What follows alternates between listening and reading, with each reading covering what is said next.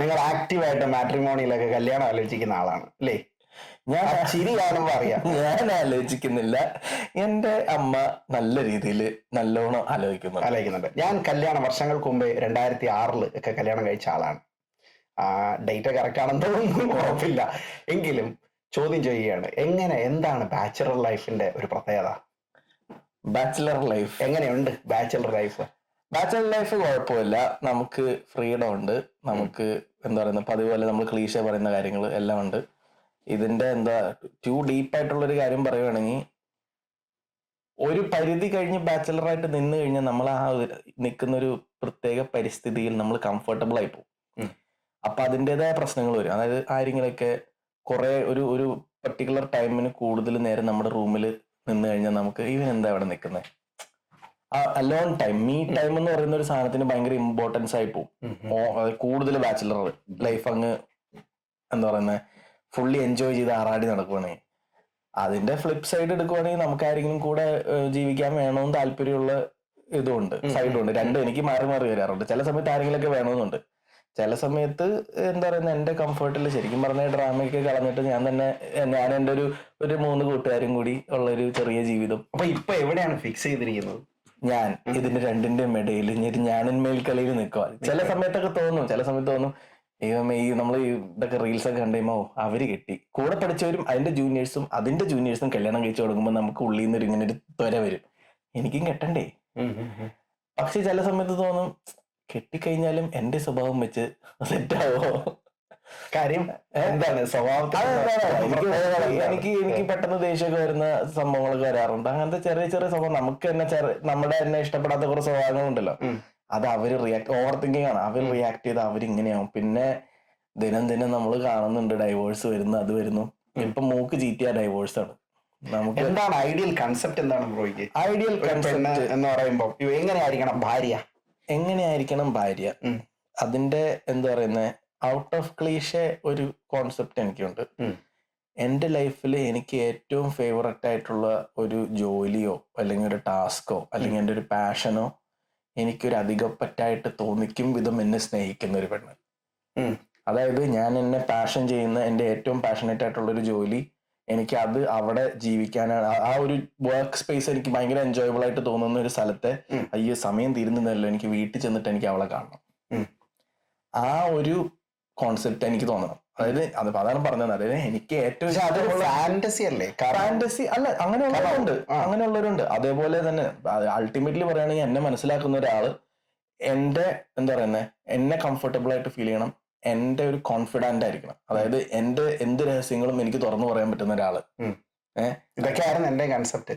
അതാണല്ലോ നമ്മളിപ്പോ ഇക്കരെ നിൽക്കുമ്പോ അക്കരെ വെച്ച സെറ്റപ്പാണ്. ഇതിന്റെ കുഴപ്പം എന്താന്ന് വെച്ചാല് എനിക്ക് തോന്നിയത് ശരിയാണ്. ഇപ്പം എന്നെ മനസ്സിലാക്കുന്ന, എന്റെ കാര്യങ്ങളെല്ലാം അണ്ടർസ്റ്റാൻഡ് ചെയ്യുന്ന ഒരാൾ എന്ന് നമ്മൾ പറയുമ്പോ അവിടെ ഞാനെന്നുള്ളൊരു ഇതാണ്. പക്ഷെ അയാൾക്ക് എന്ത് വേണം എന്നുള്ളൊരു ചോദ്യം കൂടെ അവിടെ ഉണ്ട്. അത് ആവാനായിട്ട് ഉള്ള ഇതെനിക്ക് തരണേ ദൈവമേ എന്നുള്ള പ്രാർത്ഥനയുണ്ട്. അത് എപ്പോഴും ഞാൻ ചിന്തിക്കാറുണ്ട്. അത് അൾട്ടിമേറ്റ്ലി ഇപ്പൊ ഞാൻ കുറെ എന്താ പറയുക ചിന്തിക്കുന്ന ഒരു സംഭവം എന്ന് പറഞ്ഞാൽ, ആണുങ്ങൾക്ക് എപ്പോഴും കല്യാണം കഴിക്കാനായിട്ട് ഉള്ള ഒരു തീരുമാനം, ഞാൻ റെഡിയാണ് കല്യാണം കഴിക്കാൻ എടുക്കുന്നപ്പോഴാണ് നമ്മൾ ഫൈനാൻഷ്യലി സെക്യൂർ ആവും. നമുക്ക് തന്നെ ഒരു കോൺഫിഡൻസ് വരും, എന്നെ കൊണ്ട് പറ്റും, എനിക്ക് ഇത്രയും, ഞാൻ വീട് മേടിച്ചു, ഞാനൊരു ഇത് ചെയ്തു, എൻ്റെ ഒരു ജോലിയുണ്ട്. ശരിക്കും പറഞ്ഞാൽ അതൊന്നും ഫാക്ടർ അല്ല. എനിക്കത് ഈ ഇടയ്ക്ക് ഒന്ന് എന്നെ റീതിങ്ക് ചെയ്യിപ്പിച്ച ഒരു കാര്യങ്ങളുണ്ട്. അതായത് ഒരുമിച്ച് വളരാൻ പറ്റണ എനിക്ക് പേഴ്സണലി അറിയാവുന്ന കുറച്ച് ആൾക്കാരുണ്ട്. അതായത് ഒന്നുമില്ലായ്മയിൽ നിന്ന് കല്യാണം കഴിച്ചിട്ട് ഒരു വീടും കാര്യങ്ങളൊക്കെ എടുത്ത് ബിൽഡ് ചെയ്ത് ജീവിക്കുന്ന ആൾക്കാരുണ്ട്. അത് നമ്മുടെയൊക്കെ ഏജ് റേഞ്ചിലുള്ളവര്, അങ്ങനെയുള്ളവരുണ്ട്. ഫാന്റസി മാത്രമല്ല. അപ്പൊ ഒരു ഭാര്യ എന്ന് പറയുമ്പോ നിങ്ങൾ ഇങ്ങനെ ഒരു കൺസെപ്റ്റ് പറഞ്ഞു. അപ്പം നിങ്ങൾ എന്താണ്, ഒരു എക്സ്റ്റേണൽ ബ്യൂട്ടി ഉണ്ട്, നമുക്കൊരു ഇന്റേണൽ ബ്യൂട്ടി എന്നൊക്കെ പറയാമല്ലോ. വെളിയിൽ കാണുന്ന ഒരു സൗന്ദര്യം, ഉള്ളിൽ കാണുന്ന ഒരു സൗന്ദര്യം.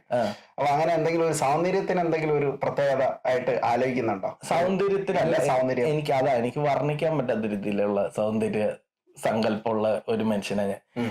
അത് എനിക്ക് ആക്ച്വലി എക്സ്പ്ലെയിൻ ചെയ്യാൻ പറ്റത്തില്ല. എനിക്ക് അത് മോർ പെരുമാറ്റം കൊണ്ടായിരിക്കും. ചിലപ്പോൾ എനിക്ക് എന്തെങ്കിലും നല്ല കാര്യങ്ങൾ ചെയ്ത് എനിക്ക് പേഴ്സണലി ഉണ്ടായിട്ടുണ്ട്. എൻ്റെ എന്താ പറയുന്നത്, എൻ്റെ ഫാദർ റീസെന്റ് 2 കൊല്ലം മുമ്പ് ഈ പാസ്റ്റ് അവേ. സോ ആ സമയത്ത് എന്നെ ജസ്റ്റ് പരിചയമുള്ള ഒരാള് എന്നിൽ വറിയായിട്ട് എന്റെ വീട്ടിലേക്ക് കയറി അന്വേഷിച്ച് പിടിച്ച് തപ്പി വന്നു. അപ്പൊ അങ്ങനെ അത് ഒരാവശ്യമില്ല, ഞങ്ങൾ ജസ്റ്റ് മീറ്റ് ചെയ്തുള്ളൂ. പക്ഷെ ആ വറി, ആ സെൻസ് ഓഫ് വറി എന്നെ ഓർത്ത് വറിയായി. ഞാൻ ഓക്കെ ആണോ എന്ന് അറിയാൻ. പക്ഷെ ഞാൻ ഫോണൊന്നും എടുക്കുന്നില്ല, ഒന്നും ഇതൊക്കെ അറിഞ്ഞു കഴിഞ്ഞിട്ട് എന്നെ വിളിച്ചപ്പോ ആള് വറിയുടെ ആ വറിയില്, അതും ജസ്റ്റ് റീസെന്റ് മീറ്റ് ചെയ്ത ഒരാൾ അത്ര എഫേർട്ട് എനിക്ക് വേണ്ടി എഫേർട്ട് എടുക്കുമ്പോ അതൊക്കെയാണ് കൗണ്ട് ചെയ്യുന്നത്. ആളെങ്ങനെ ഇരിക്കുന്നു. കാരണം ഇതാണ് സംഭവം. നമുക്കിപ്പോ ഫോർ എക്സാമ്പിൾ ഇപ്പൊ ആണുങ്ങൾക്ക് ഒരു സങ്കല്പം ഉണ്ട്, അവള് ഇത്രയും ലുക്ക് ആയിരിക്കണം, ഇത്രയും മുടി വേണം, മുടി താടി ഇതൊക്കെ പോകേണ്ട സാധനങ്ങളാണ്. സൗന്ദര്യം പോകും, സ്കിന്ന് ചുളുങ്ങും. ആ സമയത്ത് ഞാനൊക്കെ കല്യാണം കഴിക്കുന്ന കാലഘട്ടത്തിൽ എന്റെയൊക്കെ അറേഞ്ച് മാരേജ് ആയിരുന്നു. ആ കാലഘട്ടത്തിൽ എന്ന് പറഞ്ഞാൽ എന്റെ മനസ്സിൽ ഓർമ്മയെന്ന് പറയുന്നത് സൗന്ദര്യം ഒരു വലിയ ഘടകമായിട്ട് ആ കാലഘട്ടത്തിൽ ഉണ്ടായിരുന്നു. കാരണം ഞാൻ പോയി പെണ്ണ് കിട്ടിയത് 10ാമത്തെ പെണ്ണിനെയാണ്. 9 പെണ്ണുങ്ങളെ കണ്ടു, ശരിയായില്ല. 10ാമത്തെ പെണ്ണ് കണ്ടു, കുഴപ്പമില്ല, കോംപ്രമൈസ് ചെയ്തു എന്ന് തന്നെ പറയാം. കോംപ്രമൈസ് ആയിരുന്നു ലൈഫ്. അപ്പൊ അതുകൊണ്ട് തന്നെ തുടക്ക ലൈഫ് എന്ന് പറയുമ്പോൾ ആദ്യത്തെ കുറെ നാള് ഇച്ചിരി ബുദ്ധിമുട്ട് ഉണ്ടായിരുന്നു. കാരണം രണ്ട് ഇൻഡിവിജ്വൽ ആണ്. എന്റെ മനസ്സിൽ ഫുള്ള് ഫാന്റസി ആയിരുന്നു. ഈ പറയുന്ന കുറെ സങ്കല്പങ്ങളൊക്കെ എന്റെ മനസ്സിലുണ്ടായിരുന്നു. പല പല സങ്കല്പങ്ങൾ വെച്ചിട്ടാണ് ഞാനൊരു അവളെ കല്യാണം കഴിക്കുന്നത്. കല്യാണം കഴിഞ്ഞത് ഈ സങ്കല്പങ്ങൾക്കൊന്നും വലിയ വിലയില്ലെന്ന് കുറച്ചാൾ കഴിഞ്ഞപ്പോൾ മനസ്സിലായി. കാരണം ഭാര്യ വളരെ റിയലാണ്. ഞാൻ ഫാന്റസി വേൾഡിലും ഭാര്യ റിയലായിട്ട് നടക്കുന്ന ഒരു കാലഘട്ടത്തിലൂടെ പോയി കഴിഞ്ഞപ്പോൾ പിന്നീട് ഇവരെ ഒബ്സർവ് ചെയ്യാൻ തുടങ്ങി.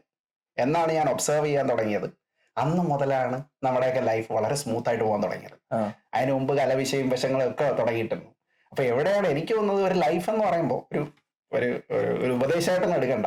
ഒരു ലൈഫ് എന്ന് പറയുമ്പോൾ ഒരാളെ കഴിയുന്ന ഒരു സങ്കല്പങ്ങൾ, വലിയ വലിയ സങ്കല്പങ്ങളൊന്നും ഇല്ലാതെ ഒരാളിനെ കല്യാണം കഴിക്കുന്നതല്ലേ ബെറ്റർ. അതും കറക്റ്റാണ്, വലിയ സങ്കല്പങ്ങളില്ലാതെ. പക്ഷെ പ്രശ്നം എന്താണെന്നറിയോ, ഇപ്പോഴത്തെ കാലത്ത്, ഇപ്പൊ പണ്ട് കാലത്ത് ഈ ഫാന്റസി നിൽക്കുമ്പോൾ നമുക്കത് നേരിട്ട് കണ്ട എക്സ്പീരിയൻസ് ഇല്ലാത്ത, കാരണം ആ സമയത്ത് അറേഞ്ച് മാരേജ് മാത്രം, പ്രണയം എന്ന് പറയുന്നത് എപ്പോഴും സാക്ഷാത്കരിക്കുന്ന ഒരു സാധനമായിരുന്നില്ല പണ്ട്. അതെ അതെ. അപ്പോ പ്രണയം അങ്ങനെ ഇത് സക്സീഡ് ചെയ്തേക്കുന്ന ആൾക്കാർക്ക് ചിലപ്പോൾ ആ ഫാന്റസി നിലനിർത്താൻ പറ്റുമായിരിക്കും, ചിലവർക്ക് പറ്റത്തില്ല. ചിലവരത് അടിച്ചു പിരിഞ്ഞ് നാല് വഴിക്ക് പോകും. ഈ ഇപ്പോഴത്തെ കാലത്ത് പിള്ളേര് ഭയങ്കര ഫാസ്റ്റാ.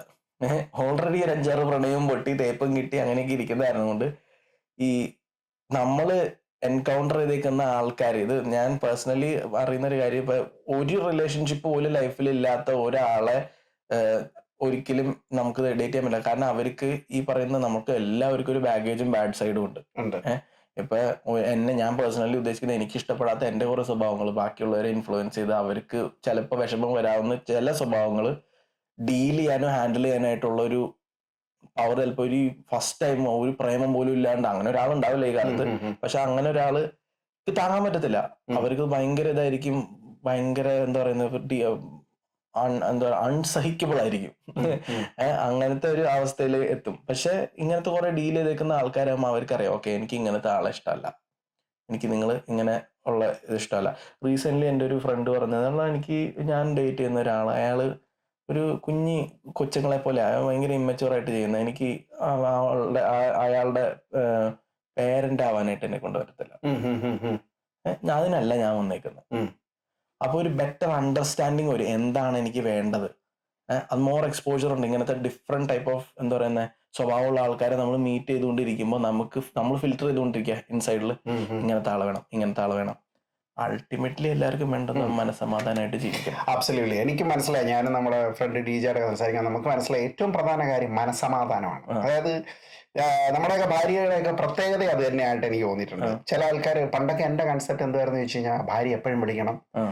നേരത്തെ പറഞ്ഞ പോലെ വീട്ടിൽ ചെല്ലുമ്പോൾ റെഡി ആയിട്ട് ഭാര്യ ഇങ്ങനെ, എനിക്ക് വീട്ടിൽ പോകാൻ തോണം, ഭാര്യ എന്നുള്ള പേര് വെക്കണം എന്നൊക്കെ പറയുന്ന ഒരു കൺസെപ്റ്റ്. നമ്മൾ വലിയ ഫാന്റസി വേൾഡിലൂടെ വളർന്നവരാണ് ഞങ്ങളൊക്കെ. ആ കാലഘട്ടത്തിൽ സിനിമയെ ബേസ് ചെയ്തിട്ടോ അല്ലെങ്കിൽ അങ്ങനെയുള്ള ഒരു കൺസെപ്റ്റ് കഥാപാത്രങ്ങളെ, പുസ്തകങ്ങൾ വായിക്കുമ്പം കഥാപാത്രങ്ങളെ ബേസ് ചെയ്തിട്ടാണ് നമ്മൾ ലൈഫിനെ മെനഞ്ഞിങ്ങനെ വെച്ചേക്കാണ്. ആ വലിയ മെനഞ്ഞു വെച്ചിരിക്കുന്ന ചില്ല് കൊട്ടാരം നമ്മൾ കല്യാണം കഴിച്ച് കഴിയുമ്പോൾ തന്നെ പൊട്ടി തകർന്ന് താഴോട്ട് വീഴുകയാണ്. അതാണ് ഞാൻ പറഞ്ഞു തന്നത്. കാരണം ഈ ഒരു കൺസെപ്റ്റ് നമ്മുടെ മനസ്സിൽ എപ്പോഴും ഉണ്ടാവുന്നത് നല്ലതാണ്. പിന്നെ രണ്ടാമത് എനിക്ക് തോന്നുന്നത്, പലപ്പോഴും നമ്മൾ രണ്ട് ഇൻഡിവിജ്വലാണ്, അത് അണ്ടർസ്റ്റാൻഡ് ചെയ്യുക എന്നുള്ളതാണ് ഏറ്റവും പ്രധാന കാര്യം. ഒരാളൊരു സ്വഭാവമായിട്ട് വരുന്നു, മറ്റൊരാൾ വേറൊരു സ്വഭാവമായിട്ട് വരുന്നു. ഇവർ രണ്ടുപേരും വലിയ ടോക്സിക് ഒന്നും അല്ലെങ്കിൽ, വലിയ ട്രോമയിലൂടെ വലിയ സംഭവങ്ങളിലൂടെ ഒന്നും ജീവിതം പോകാത്തവരൊക്കെ ആണെങ്കിൽ ചിലപ്പം അവർ തമ്മിൽ ഓക്കെ ആയിരിക്കാം. അല്ലെ? അവർ തമ്മിൽ വളരെ എങ്ങനെ വേണേലും അഡ്ജസ്റ്റ് ചെയ്ത് പോകാൻ പറ്റുന്ന ഒരു കാലഘട്ടമാണ്. പക്ഷെ അത് നമ്മുടെ മെന്റാലിറ്റി അനുസരിച്ചിരിക്കും എന്നാണ് എനിക്ക് തോന്നുന്നത്, അല്ലെ? നമ്മൾ എത്രമാത്രം ഒരാളെ അക്സെപ്റ്റ് ചെയ്യാനോ അണ്ടർസ്റ്റാൻഡ് ചെയ്യാനോ ദൂരെ മാറി നിന്ന് ഒബ്സർവ് ചെയ്യാനോ ഒക്കെ ഉള്ള ഒരു കപ്പാസിറ്റി നമ്മൾ ഡെവലപ്പ് ചെയ്യാന്നുള്ളതാണ് എനിക്ക് തോന്നുന്നത്. ഒരു ബാച്ചിലർ എന്നുള്ള രീതിയിൽ ഞാൻ പണ്ട് പറയായിരുന്നു, ഒരു ബാച്ചിലർ ആദ്യം ചെയ്യേണ്ട കാര്യം കല്യാണം കഴിക്കുന്നതിന് മുമ്പ് ഏറ്റവും പ്രധാനമായിട്ട് ചെയ്യേണ്ട ഒരു കാര്യം എന്ന് വെച്ചാൽ എനിക്ക് തോന്നുന്നത് ഒറ്റയ്ക്ക് പോയി താമസിക്കുക എന്നുള്ളതാണ്. ഒരു വർഷമെങ്കിലും ഒരു ബാച്ചിലറായിട്ട് ഒരാൾ കല്യാണം കഴിക്കുന്നതിന് മുമ്പ് ഒരു വർഷമെങ്കിലും ഒറ്റയ്ക്ക് പോയി താമസിച്ച് ഇവന്റെ ഉള്ള ഈ 10-27 വർഷം അല്ലെങ്കിൽ 26 വർഷം കണ്ടുപിടിച്ച വൃത്തികെട്ട സ്വഭാവങ്ങളുടെ എനിക്ക് ഒരു ഐഡിയ കിട്ടും. അപ്പൊ അതനുസരിച്ച് അതിൽ എനിക്കൊരു കൗണ്ടർ ഉണ്ട്. ആക്ച്വലി ഞാൻ പേഴ്സണലി എന്താ പറയുന്നത്, അതിൽ നിന്ന് ഇത് ഒന്ന് റിക്കവർ ആവാൻ നോക്കി. ഞാൻ ഒറ്റയ്ക്ക് ഇപ്പൊ ഞാൻ സിംഗിൾ ആയിട്ട് ഇപ്പൊ കുറച്ചു കാലമായി. ഞാനപ്പൊ അങ്ങനെയുള്ള ഒരാള് അറ്റ് സം പോയിന്റ് നമുക്ക് തോന്നും എനിക്ക് വേണം വേണം വേണം. ഒരു പ്രത്യേക സ്റ്റേജിൽ എത്തിക്കഴിയുമ്പോൾ നമ്മൾ ഭയങ്കര സെൽഫ് ഡിപ്പെൻഡന്റ് ആവും. നമുക്ക് നമ്മൾ തന്നെ ഉള്ളൂ, നമ്മൾ മതി, നമ്മളീ കൂടുതൽ വേണ്ട. അത് ഒരു കല്യാണത്തിൽ നിന്ന് പോലും ചിലപ്പോൾ പിന്മാറിയേക്കാം. കാരണം ആ ഒരു സെൻസ് ഓഫ് കംഫർട്ട് ഉണ്ട്. ഞാൻ സെൽഫ് സഫീഷ്യന്റ് ആണ്, എനിക്ക് എല്ലാം ചെയ്യാൻ പറ്റും. എനിക്ക് ഞാൻ തന്നെ കുക്ക് ചെയ്യും, ഞാൻ തന്നെ ഇത് ചെയ്യും, അത് ചെയ്യും, എനിക്ക് അതെല്ലാം ചെയ്യാൻ പറ്റുന്നുണ്ട്. എനിക്ക് എൻ്റെ ഫ്രീ ടൈമിൽ എനിക്ക് സംസാരിക്കാൻ എൻ്റെ കൂട്ടുകാരുണ്ട്, മീറ്റ് ചെയ്യാൻ കൂട്ടുകാരുണ്ട്. എനിക്ക് വേറൊരു രീതിയിലും എനിക്ക് എന്താ പറയുന്ന ഒരു ഇത് ആവശ്യം തോന്നുന്നില്ല. എനിക്ക് വേറൊരാളെ കൊണ്ടുവന്നിട്ട് എനിക്ക് പേഴ്സണലി എനിക്കത് വേസ്റ്റ് ഓഫ് എനർജി ആയിട്ട് തോന്നുന്നു. അവരായിട്ട് ഇന്ററാക്ട് ചെയ്ത് അവരായിട്ട് ചിലപ്പോൾ കശപിശ ഉണ്ടായ ആവശ്യമില്ലാത്ത ഡ്രാമ, തല്ല്, ബഹളം. ഒരാളെ നമ്മൾ വിളിച്ചു കൊണ്ടുവരുത്തി വീട്ടിൽ കൊണ്ടുവന്നിട്ട് നമ്മൾ തല്ലുണ്ടാക്കി പിരിഞ്ഞു പോകുന്നതിനും ഭേദമല്ലേ. പക്ഷെ അത് നമ്മൾ ഉള്ളിലോട്ട് നോക്കാത്തോണ്ടല്ലേ, അതിലോട്ട് കൂടുതൽ നോക്കുന്നോണ്ടായിരിക്കില്ലേ? ആയിരിക്കും. അതൊരു ഡേഞ്ചറസ് അല്ല, ഞാൻ നല്ല കാര്യമൊന്നല്ല, ഒരു ഭയങ്കര വൃത്തിയിട്ടൊരു സ്ഥലം അത്. ആ സെൻസ് ഓഫ് കംഫർട്ട്, നമ്മള് when you are too comfortable of being alone is the worst thing to do. കാരണം ആ ഒരു സ്റ്റേജിൽ എത്തിക്കഴിഞ്ഞാൽ പിന്നെ നമുക്ക് വേറെ ആരും, നമ്മൾ ഭയങ്കര ആന്റി സോഷ്യൽ ആവും. നമുക്ക് വേറെ ഒരാളെ സ്റ്റാൻഡ് ചെയ്യാൻ പറ്റത്തില്ല. ഞാൻ അങ്ങനത്തെ ഒരു ഇതിനകത്ത് സ്ലിപ്പ് ചെയ്തു. എനിക്ക് വേറൊരാൾ എൻ്റെ അടുത്ത് കൂടുതൽ നേരം ഇന്ററാക്ട് ചെയ്യുമ്പോൾ എനിക്ക് അവരായിട്ട് സംസാരിച്ച് സമയം കളയാൻ പറ്റത്തില്ല. കാരണം I am so self involved in my self. എനിക്ക് എന്റെ ഡിപ്പെൻഡ്സ് ഓൺ പേഴ്സണാലിറ്റിയും കൂടെ ഉണ്ട് അല്ലേ? പേഴ്സണാലിറ്റി ഓൾട്ടർ ആവുകയാണല്ലോ. പ്രത്യേകിച്ച് നിങ്ങൾ ഈ പറഞ്ഞത് എനിക്ക് തോന്നുന്നത് കൂടുതൽ ആപ്ലിക്കബിൾ ഇപ്പൊ നമ്മള് യൂഷ്വലി നമ്മളൊരു സോഷ്യൽ പേഴ്സണാലിറ്റി അല്ല, നമ്മൾ ഇങ്ങനെ ജീവിക്കാൻ ആഗ്രഹിക്കുന്ന ഒരാളാണ്. അങ്ങനെ ഒരു സംഭവത്തിലേക്ക് വരുമ്പോൾ തീർച്ചയായിട്ടും എനിക്ക് തോന്നുന്നത് ചിലപ്പോൾ ഇങ്ങനെയൊക്കെയുള്ള സംഭവങ്ങൾ ശരിയായിരിക്കും. ജീവിത സാഹചര്യങ്ങളും മാറ്റാം. നമുക്കൊരു വലിയൊരു എന്താ പറയുന്ന ഒരു ചേഞ്ച് ഓഫ് എന്താ ഒരു ഇവന്റ്, നമ്മുടെ ഫുൾ പാത്ത് മാറ്റുന്ന ഒരു ഇവന്റ് വന്നാലും മതി. നമുക്കിപ്പോ ഒരു ഹാർട്ട് ബ്രേക്ക് എന്തിനും ഇപ്പോഴത്തെ കാലത്ത് ചെറിയ കാര്യങ്ങൾ മതി, നമ്മൾ ഫുള്ളി വേറെ ഡയറക്ഷനിലേക്ക് കൊണ്ടുപോകാൻ പറ്റും. ഇപ്പൊ എന്താ പറയുന്ന ചില ആൾക്കാരുണ്ട് ഭയങ്കരമായിട്ട് എക്സ്ട്രോവേർട്ടഡ് ആയിട്ട് ഔട്ട് ആൻഡ് അബൌട്ട് ആയിട്ടുള്ള ആൾക്കാർ ഒതുങ്ങി കൂടി ഒരു മൂലയ്ക്ക് ഇരിക്കുന്ന അവസ്ഥയിലൊക്കെ എത്തിയിട്ടുണ്ട്. അതിന് നേരെ ഓപ്പോസിറ്റും സംഭവിച്ചിട്ടുണ്ട്. നല്ല രീതിയിലും ഭവിക്കാം. അവര് ഒരു പുതിയ എന്താ പറയുന്ന ഗ്രൂപ്പ് ഓഫ് ഫ്രണ്ട്സിനെയും അവരുടെ ആക്കലേറ്റ്സിനെയും പരിചയപ്പെട്ട് അവര് വേറെ എന്താ പറയുന്ന വേറൊരു മനുഷ്യനായി മാറുന്നു. അതും ആ ഒരു സൈഡും എനിക്ക് കിട്ടിയിട്ടുണ്ട്. പേഴ്സണൽ എക്സ്പീരിയൻസിൽ ഞാൻ ഭയങ്കര ഷെൽഡായിട്ട് ജീവിച്ചത്, വീട്ടിൽ നിന്ന് പുറത്തേക്ക് ഇറങ്ങാത്ത ഒരു ടൈപ്പ് മനുഷ്യനായിരുന്നു. പിന്നെ ഒരു പ്രത്യേക സാഹചര്യത്തിൽ വീട്ടിൽ നിന്ന് ഇറങ്ങി പുറത്തേക്ക് വന്നപ്പോൾ പുതിയൊരു ലോകം. പക്ഷെ അത് എല്ലാത്തിനും ഇതിലും ഈ പറയുന്ന ബാക്ക് ടു മാരേജിന്റെ ഒരു സംഭവം പറയുകയാണെങ്കിലും നമുക്ക് എല്ലാം നമ്മുടെ ഒരു മനസ്സിലൊരു എന്താ പറയുന്ന ഒരു ബോക്സ് ഉണ്ട് ടിക്ക് ചെയ്യാൻ. അതിനകത്ത് പറയുന്നതാണ് മനസ്സമാധാനം, സന്തോഷം. Are you happy? Ultimately you are doing everything because you want to be happy. Do you want to be happy alone? തന്നെ ഹാപ്പി ആവണോ, വേറൊരാളുടെ കൂടെ ഹാപ്പി ആവണോ, ഹാപ്പിനെസ് ഷെയർ ചെയ്യണം? അതൊക്കെ ഫാക്ടർ ചെയ്യുന്നത് നമ്മുടെ ലൈഫ് എക്സ്പീരിയൻസ് ആയിരിക്കും. തീർച്ചയായിട്ടും. അതിപ്പോ ബാച്ചലർ ലൈഫിലും ചേട്ടന്റെ കേസിൽ കല്യാണം കഴിഞ്ഞിട്ടും ഡിഫറെന്റ് ആയിരിക്കും. എനിക്ക് എന്റെ ഹാപ്പിനെസ് ഷെയർ ചെയ്യാൻ പറ്റണം. അത് ഒരു ഫാന്റസി ആയിട്ട് എനിക്ക് തോന്നുന്നില്ല. എനിക്ക് എന്റെ ഹാപ്പിനെസ് ഷെയർ ചെയ്താൽ കൊള്ളാന്നുണ്ട്. ചില സമയത്ത് എനിക്ക് ബ്രോ പറഞ്ഞ പോലെയാണ് ലൈഫ് എന്ന് പറയുന്നത്. ഒരു കാര്യം എപ്പോഴും കിട്ടിക്കൊണ്ടിരിക്കുമ്പോൾ തീർച്ചയായിട്ടും നമുക്കത് മടുക്കും. ഇപ്പൊ കല്യാണം കഴിച്ച മിക്ക ആൾക്കാരും പറയുന്ന ഒരു സാധനം ഞാൻ കേട്ടിട്ടുള്ള സംഭവമാണ്. എന്റെ ഫ്രണ്ട്സ് ആയാലും അതിൽ ചെറിയവരായാലും ഒക്കെ പറയുന്ന ഒരു കാര്യം, എനിക്ക് കുറച്ചു നേരം ഒന്ന് മാറി നിന്നാ കൊള്ളുന്ന ആഗ്രഹമുണ്ട്, ഒറ്റയ്ക്ക് നിൽക്കണം എന്ന് പറയാറുണ്ട്. കാരണം എന്താണ്, മറ്റേ സംഭവം സ്ഥിരമായിട്ടുള്ളതുകൊണ്ടാണ്. ഇപ്പൊ എന്നെ സംബന്ധിച്ചിടത്തോളം എന്റെ ഫാമിലിയൊക്കെ നാട്ടിലാണ്. ഞാൻ ഈ 4 മാസത്തിൽ ഇടയ്ക്ക് നാട്ടിൽ പോകുമ്പോൾ കിട്ടുന്നൊരു സന്തോഷമുണ്ട്, ഭയങ്കര സന്തോഷമാണ് അത്. എന്ന് പറയുന്ന പോലെ എനിക്ക് തോന്നുന്നത് എല്ലാം കൂടുതൽ നമ്മളിലേക്ക് വരുമ്പോൾ അല്ലേ, അതല്ലാന്നുണ്ടെങ്കിൽ നമ്മൾ ഈ പറയുന്ന പോലെ നമ്മൾ അങ്ങനെ ഒരു മെന്റാലിറ്റി ഉണ്ടാക്കിയെടുക്കുക എന്നുള്ളതാണ് എനിക്ക് തോന്നുന്നത്. കല്യാണത്തിന് മുമ്പ് എല്ലാവരും ആണായാലും പെണ്ണായാലും രണ്ടുപേരും അങ്ങോട്ടും ഇങ്ങോട്ടും അക്സെപ്റ്റ് ചെയ്യാനുള്ള ഒരു മെന്റാലിറ്റി ഉണ്ടാക്കിയെടുക്കുക എന്നുള്ളതാണ് എനിക്ക് തോന്നുന്നത് ഏറ്റവും പ്രധാനപ്പെട്ട ഒരു കാര്യം.